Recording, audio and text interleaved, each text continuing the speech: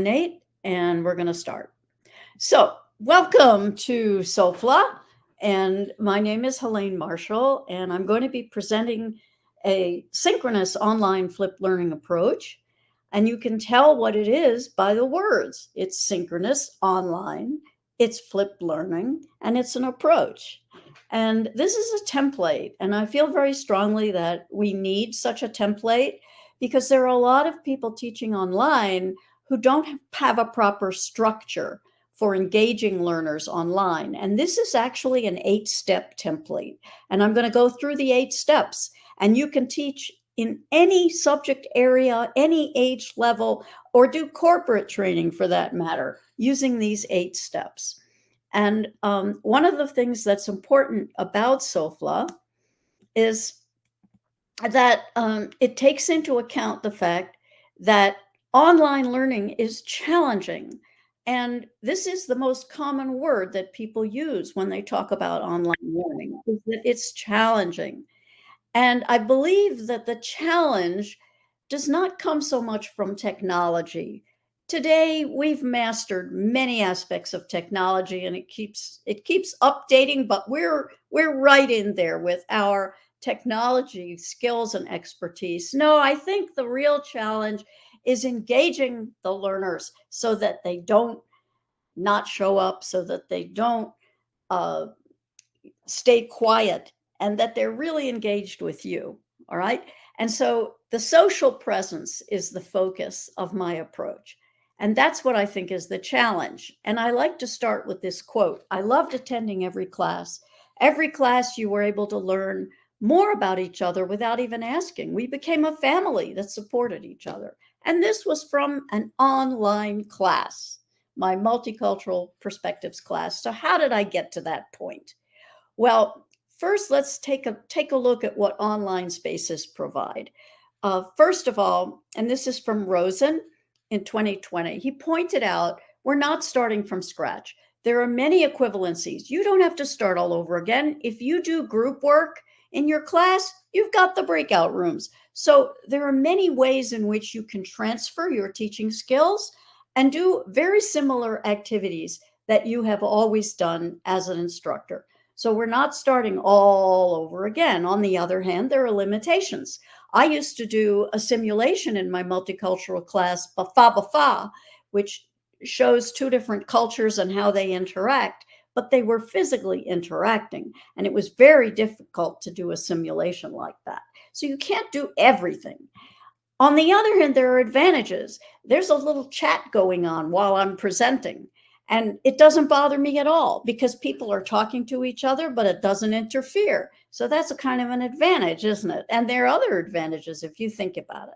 And the fourth, my favorite, is this is from me to add to Rosen's 3, innovations. And I think SOFLA is an innovation. I came up with SOFLA because I had to teach online. We had enrollment issues and I combined cross campuses. And when I was teaching across campus, I had to use online learning, and it helped me to innovate. And I took my online strategies and my flipped strategies and combined them. And I ended up with SOFLA, which is what I'm going to show you today. So what I have as my mantra is our overarching role is to create fertile spaces, not deliver instruction, not cover curriculum, not meet standards, create fertile spaces. And I believe, as Ken Robinson says, Sir Ken Robinson, the gardener doesn't make a plant grow. The job of the gardener is to create optimal conditions. So how can we create optimal conditions for learner engagement? It's to create fertile spaces online. And how do we do that? I believe that online spaces have to have 3 characteristics. First, it must be structured. You can't just have people show up and be in little holes and boxes or whatever your interface looks like. You have to have structure, routines, and plans that students can understand and look forward to in your teaching. Second, it has to be multimodal. Let's use all the ways of communicating that are available to us. not just sit and talk and lecture. Okay. Not that you do that, but I have seen way too much of that. And the third is interactive. There has to be constant regeneration of interaction among the students, with the instructor, and in small groups and other configurations. You have to find a way to make it interactive. So if you follow these three characteristics, and SOFLA does, in every step of the 8 steps, I have embedded structured, multimodal, interactive activities. So I just want to give a nod to my co-creator in Colombia, Bogota, Carolina Buitrago. And she was an inspiration to me because I do believe that collaboration is the best way to innovate.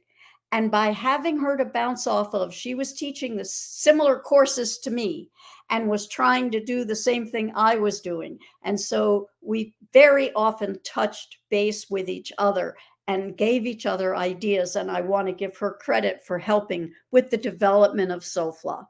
So here are the 8 steps. I'm going to just lay them out for you, and then we're going to go through each one. Pre-work, sign-in, whole group, breakouts, share out, preview and discovery. That's most important. Assignment, instruction, and reflection. All right. Now, this was developed in 2017 initially by me, and then with Carolina Buitrago, I published an article, and then also again with Ilka Koska at Northeastern University in Boston. So I want to give credit to the other people that have published alongside of me, but this basically is my approach. But it's not linear, actually a cycle, a learning cycle. I've been presenting this since 2017. It has its own web page on my website, which I can put in the chat for you. And these are the steps. And if you follow these steps, I guarantee you, you will have a solid online instruction. Your students will be engaged, and you will have successfully taught a synchronous online flipped learning lesson. So notice that the pre-work is yellow. Why? Because it's the only asynchronous element. Everything else is synchronous. And the pre-work is the traditional flip learning pre-work, except it's going to be interactive, structured, and multimodal, as it should be. And the other steps in order take you through a cycle. And when you get to the end of the cycle and they reflect, they leave and they do the next pre-work. That's why this is a cycle.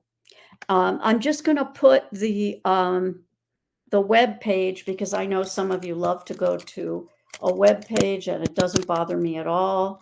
I'm giving another presentation tomorrow, which is the MALP one. And so you may notice that my main website my main issue is culturally responsive sustaining instruction, and that's MALP. But today I'm talking about SOFLA, and there is a section of the website with SOFLA on it with lots of resources, anything you need to implement SOFLA. All right. Now, let's go to what SOFLA is. It's the perfect blend. What did I do? I saved you a lot of trouble. I read the literature on online learning and the community of inquiry framework, which I'm sure many of you are familiar with, and flipped learning. I was on the flipped learning board for 5 years, and the seminal work by Bergman and Sams, they were also on the board with me. I was the higher education rep, because until me, they had mostly done K-12 focus, and I wanted to bring it to higher education. And so I worked with them for many years, and we held conferences, and there are a lot of publications now and websites on flipped learning. So I put 4 pillars. You may be familiar with the 4 pillars of flipped learning: the intentional content, the flexible environment, the professional educator, and the learning culture. Okay, so the community of inquiry has these three presences, which you probably, as I said, are familiar with by now. If not, it's a quick read and you need to learn more about it. What I'm focusing on today is the social presence, because I think that's the most difficult piece of the framework and the one that SOFLA helps you to make sure you have, because social presence needs the supporting discourse and the climate to be set. Okay. And so we see those in SOFLA as we go through the steps. So keep that in mind, put a pin in that social presence.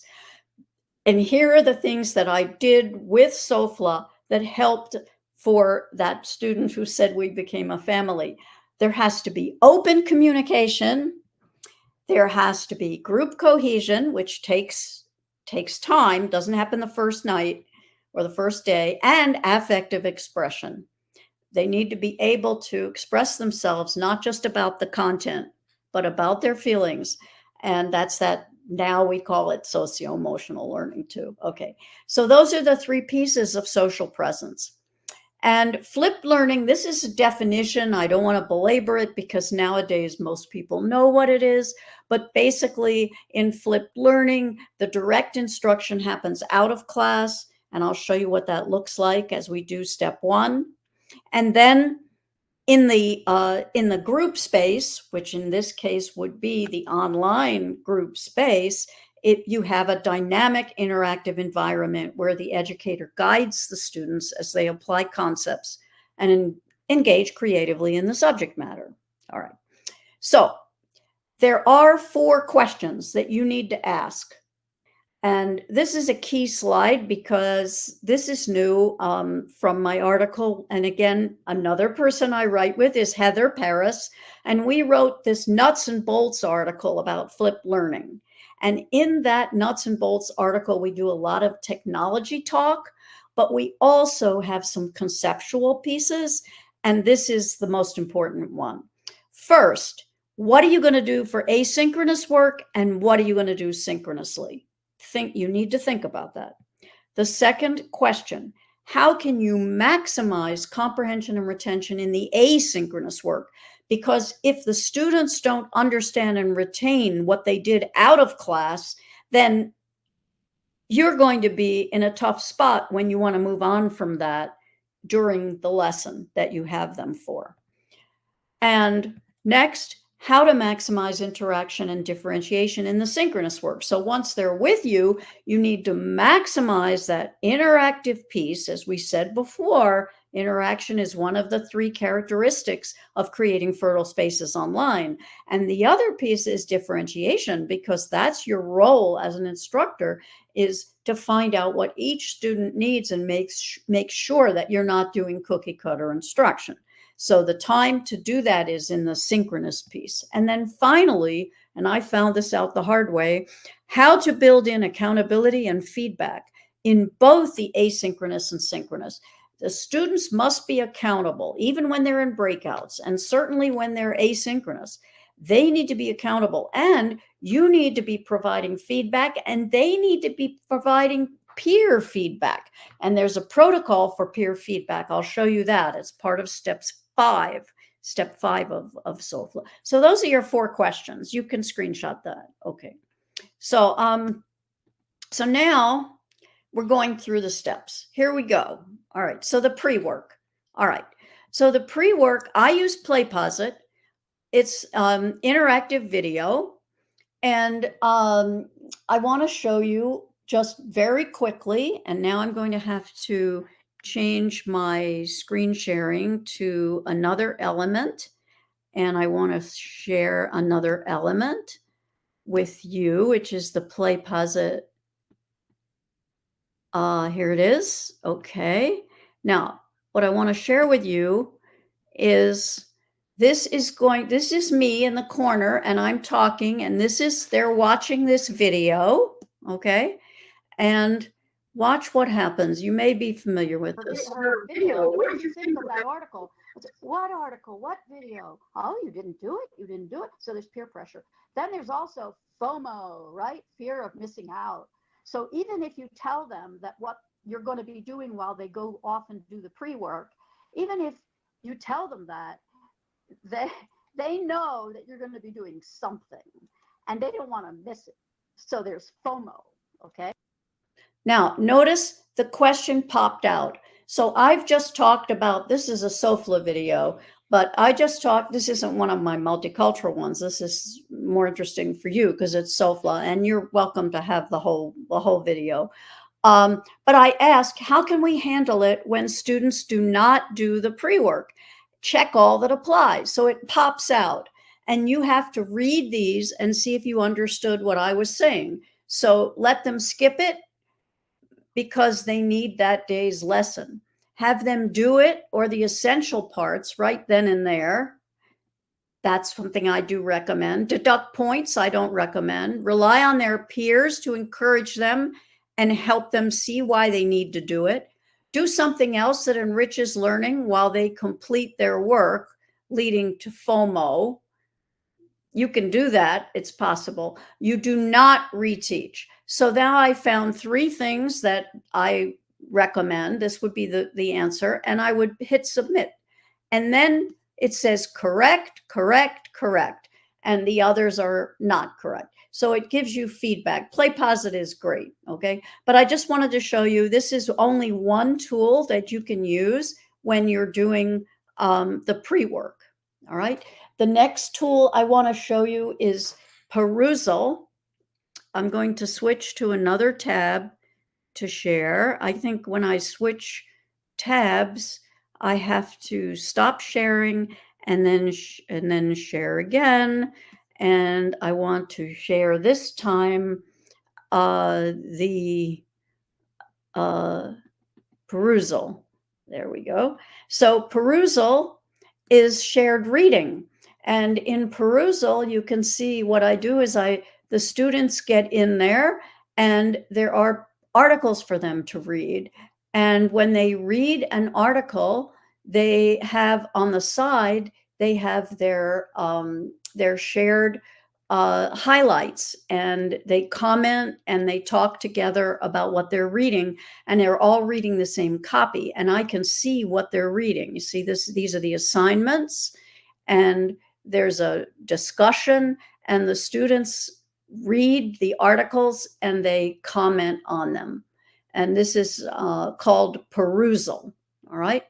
And I just wanted to give you an idea. And I do have a slide for that, which I'm going to show you also. Let me go back to the PowerPoint. This interface isn't always the friendliest one, but it works. Okay. This is my PowerPoint. So I'm going to go back to the PowerPoint. All right. So, so that was Play Posit, and this is Perusal. This is the way it's spelled, Perusal, A-L-L, okay?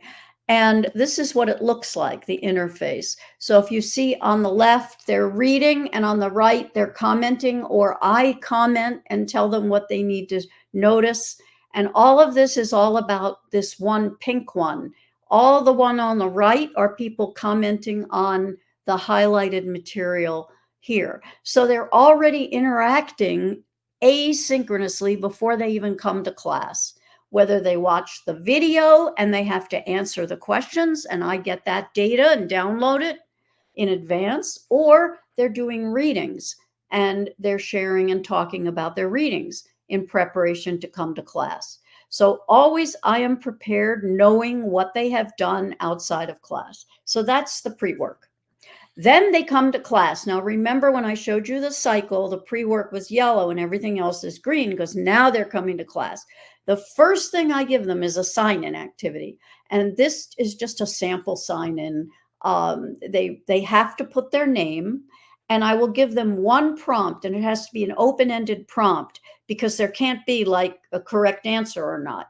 The pre-work is more controlled in that way. This has to be open because I want them to be applying their knowledge already of the pre-work and showing me some new idea they have about it. So this one is from my multicultural class. And we talked about cultural conflict and types of conflict people have across cultures. And I asked them to give an example of conflicting cultural priorities, because one of the concepts is that conflicts occur between, I don't want to make this about culture, but conflicts occur often because of a difference in priorities. Not, oh, they don't care about education in that culture. It's not a 0 or a 100. It's priorities in their lives. And that was one of the concepts I wanted them to understand. And so I asked everybody to give an example of a conflict in priorities that they'd noticed with their students. And this was the sign-in. And then in the sign-in, I usually ask them to notice whatever they do, notice about what everybody put. Can they see patterns? Are there generalizations they can make? Or maybe there's a particular one that they want to talk about that someone else put. So this is the sign-in. It's very brief, but everyone is accountable. They have to write their name, and every answer is different because I make it an open prompt. All right.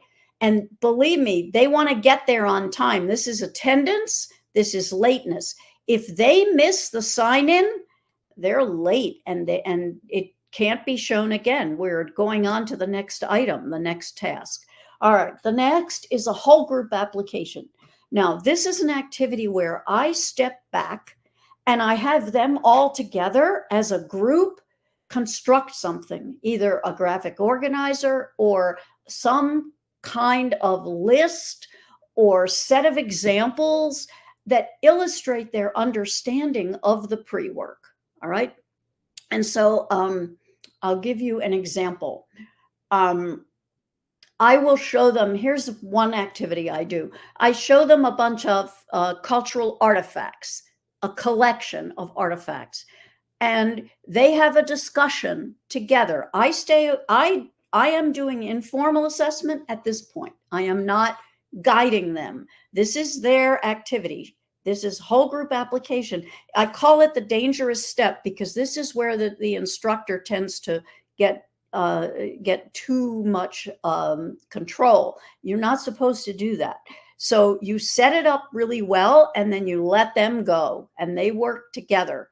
So I want them to be talking about what they can tell from the artifact of who they might be interested in getting to know. Why do they want to get to know that person? What's drawing them to that person about their artifact? And they can share this with each other and find out what makes artifacts compelling. And then number 2, remember, we're looking at priorities. How can you tell about a person's priorities based on this? And then third, they can share with each other which ones are unfamiliar to them. They don't even know what it is, right? So there's some of these objects that are completely new to them. They don't even know what they are. And maybe others in the class do know what they are and can help them understand. So that's an example of step 3. And you can see it a little better. I try to zoom these. Okay. And then after they do the whole group application, they're ready for their group work. So they go into breakouts. And breakouts you can do just like you do group work. You can do homogeneous, heterogeneous. You can pick any way to group your students. You know how to do that, your teachers. And give them a certain amount of time, etc. The instructions for breakouts, and this is Martha Ramirez, her suggestion is to make it very explicit. She uses genially, and so I'm giving you an example. This is genially. How long they have and the steps they have to go through in their breakouts and what the product is, and to make them accountable for their product, okay? So this is a shorter presentation, just 50 minutes. I'm not going to read all of this to you, but you get the idea that it's very important that they have a targeted task and that they know exactly what the steps are to complete it and what they have to have ready when they come out of the breakout, okay? In this case, they each had to share their own artifact that they had brought to class, and they were going to talk about their artifacts in the small groups with each other, snap a picture, and then add it to their board, similar to the board I had shown them. I'm just taking you through a sample lesson that I want you to get the idea of the steps. Your lessons will be completely different, but the steps will be the same. Then we do share out. Now, share out's an important step because this is when they use the shack protocol. And this comes from my colleague, Khalid Fethi. And he's a flipped learning colleague, but he came up with this amazing, simple but effective way to get students to give each other peer feedback. It is so helpful, and some people can't even remember the SOFLA steps, but they all remember the shack protocol: share, help, ask, comment. So every student in the class has to do one of these during the share out. So the groups share out. Now, when they share out, you have to decide what it is and what order they're going to go in and how much they're going to share. This depends on how much time you have, how well they did the task. I mean, you have to be sneaky about it. You might go into each group and you know which group you think you want to have them share. Maybe the group that really was amazing in their work, or others maybe that had difficulty, and you want the others to be helpful to them. Or there are all kinds of ways, but you're a teacher and you know. The key is that every single student will either share something and say, oh yeah, I remember when I did that and I had that same problem or something, or help them, which is much better than using the word critique, right? So give them advice, give them an idea, something that they could do in addition to what they've already done. Ask a question, obvious, right? Ask something, or give a comment. And their comments usually are, great job, group 3. And I say, no, that's not a comment. That's evaluation. What I want is a reaction. Oh, I really liked the part where you talked about A, B, C, D, E, because it reminded me of A, B, C. So comment is something that you have to really teach them what you mean by that. So that's the share out step. Now, at the end of the share out step, they're pretty much finished with that lesson. And the important things now are to look forward to the next lesson. And this is what makes SOFLA so innovative, in my view, is that a lot of flipped learning is criticized by students not doing the pre-work. And they throw up their hands and say, it won't work. Well, if you do preview and discovery, it will. Now, I call this the movie trailer because this is your marketing opportunity. You get to show them the most compelling or funny or challenging aspects of the next pre-work. And this is not an activity for them to do. This is actually the pre-work. So you either show them a paragraph of the reading or you show them a clip of the video, and you get them interested. You pique their curiosity. Sometimes I'll show a cartoon that's funny that they're going to see when they go into the pre-work. And if there's something really difficult that they're going to be learning, I might pre-teach it. So this is also an opportunity to get them cognitively ready as well as affectively ready. This is the key step, step 6. Don't skip it. And it's very important not to skip it because this is your insurance policy to make sure they do the pre-work. And you'll notice when you do this, they'll feel connected to the pre-work, and they're 10 times more likely to do the pre-work because they've already seen a piece of it. They're connected. You're really supporting them the way that you need to. All right. It's very important. And then you give them what I call the boring step, which is assignment instructions. And you have to make them very explicit. You have to show them where they're going to go, what they're going to do, and even more explicit than you would normally be. And I always give the assignment 3 ways: orally in the session. I also give them a document at that time in the session that they can download and keep. And I also put it on the platform, whatever my e-learning platform is. Oh, and sometimes in some classes, depending, I will actually send it out, a reminder, a day ahead or whatever when you give your classes.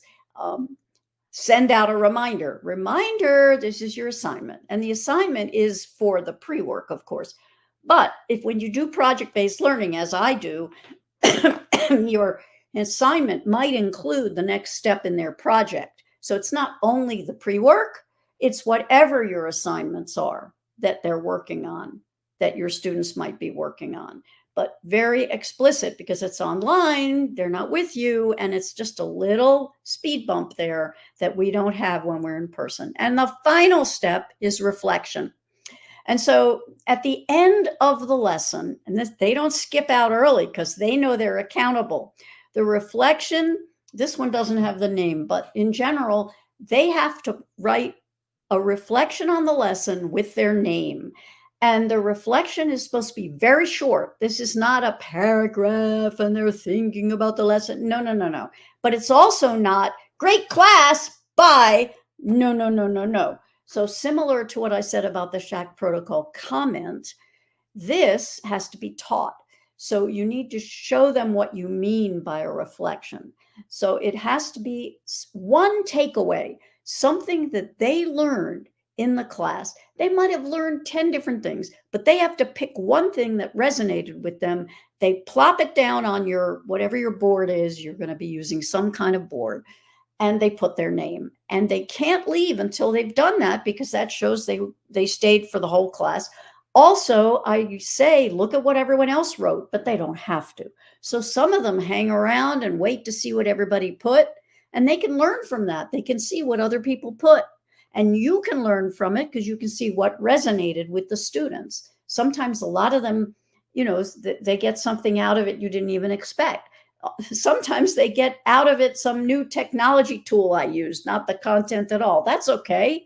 It's their reflection. They decide what they put, as long as they don't just put a general, learned a lot. That won't work. I'll erase it. I'll take it out. I'll say, nope, can't use that.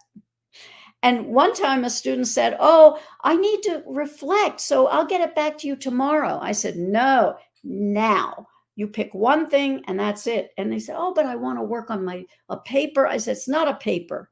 It's a sentence, one sentence, and then you leave. Okay. So let's look at SOFLA. Is it just the flavor of the month or does it have staying power? This is butter pecan because it's my favorite. I don't think it's the flavor of the month. I think everyone should be using SOFLA when they teach online. It works. And internationally, it's much better known than in the US.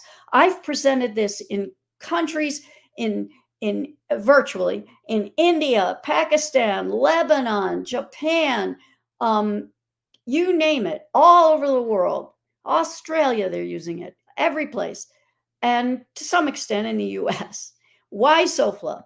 All right, the instructors, why is it good for them? The students, why is it good for them? The research, what does the research say? And this is very quick, but you can screenshot it. I have reasons. The instructor cedes control, but not authority. You still have authority, but you do give up control. That's good. Freedom within structure. If you follow those 8 steps, you're structured, but you're free within the structure. You decide what the sign-in is. You decide what the whole group application is. And then the role shifts from teacher-centered to observation, feedback, and assessment. Your role becomes to observe your students, to give them feedback and assess them, not to control and center everything that happens. The students, they're active from start to finish, right? From the sign-in to the reflection. And they can take ownership of their learning. They know what the steps are going to be. They know they're going to be accountable. And they get ongoing support from their peers and the instructor. If they're in the whole group application, they're all in it together and they're helping each other. And I'm there. If they really get stuck, I'm there. Okay, what does the research say? Well, there's been very little research, but what there has been, and I would encourage you, if you're researchers out there, please do SOFLA. But so far we've seen an uptick in attendance, motivation, participation. Students feel a sense of agency. They're mastering the concepts better, and they're thinking more critically about what they're learning. And they're doing more self-assessment. They're aware that they're learning because you're getting out of the way more. You're creating fertile spaces, which is my mantra. Remember my mantra. Okay, and this is just a little bit of data. The last few minutes, I want to show you that. The perusal, you can see these are positive percentages and some comments. This is just a little data from my 2020 class. I teach literacy methods. I teach a lot of different kinds of things. In class activities, the breakouts, they really like the breakouts. So I showed you example of the pre-work, which was the shared readings, and the breakout activities that they really enjoy. Okay. So, and the overall course structure, look at how positive that is. There were some that were neutral, but 72% either agreed or strongly agreed that they would recommend the course structure. And the course structure is SOFLA. I didn't talk to them about SOFLA. I just did it, right? So I just put course structure, okay? And here's a final takeaway. I've really gotten to know each and every one of you. The foundation of this class, building genuine, effective relationships, I'll reflect on from this point on. And it just gave me a wonderful feeling to see this kind of reaction. This is social presence, right? From the Community of Inquiry Framework. And it's flipped learning at its best. And we have support for you. I say we because Heather came up with this. I have a team, and all the people I write with and work with make contributions. So this is the HyperDoc, and it's on the website. You'll find it. You feel free to use it. You put the links here, and the students can follow the links. So that's how they can follow your lesson. And just remember, it's going to take patience. The keynote talked about persistence and flexibility and optimism and all of those things. I talk about having patience because they aren't all going to be in gear right away. It doesn't happen overnight, but you have to persist. I agree. Persistence is important. So patience and persistence. And then you need to reflect. What's working? What's not working? What aspects of SOFLA are you successful at? And what do you have to do to renew yourself, which is the last one, renewal. And this process is also cyclical. Patience, persistence, reflection, renewal, and again, and you'll get better and better at it. Just keep saying, I'm creating fertile spaces. I'm using SOFLA. And the students don't give up. They will be with you. It will work. And if you want to learn more about SOFLA, I have all of these, if you screenshot this, and you can go to PlayPosit, where I have a SOFLA course there, and there's the code. And in Perusal, if you like readings instead of videos, you can do a text-based. And these are ways to learn about SOFLA. You can also email me or go to the Facebook page for SOFLA, which is Facebook SOFLA Model. And I already gave you the website earlier. So that's my presentation. And I can put some of these items in the chat if that helps you. And this graphic is a helpful graphic. It's on the website because it takes the cycle I showed you at the beginning. It shows you the cycle, but it gives a definition of each step. So it's like a handy dandy cheat sheet for you. Okay. So thank you very much. That's the presentation. And if you have questions and you're here and you want to talk, you can turn on your mic and you can talk. And meanwhile, I will post some of the links that I just talked about. So I'm going to stop sharing, and thank you very much. I enjoyed speaking and giving you the presentation. It was not interactive, but I had only 50 minutes. So if you're here, anyone who's here, please feel free to comment. And meanwhile, I will put the links for everything in the chat. So there, let's see. Okay. Does anyone have a comment and want to speak? You can feel free to do that. Oh, I'm not getting my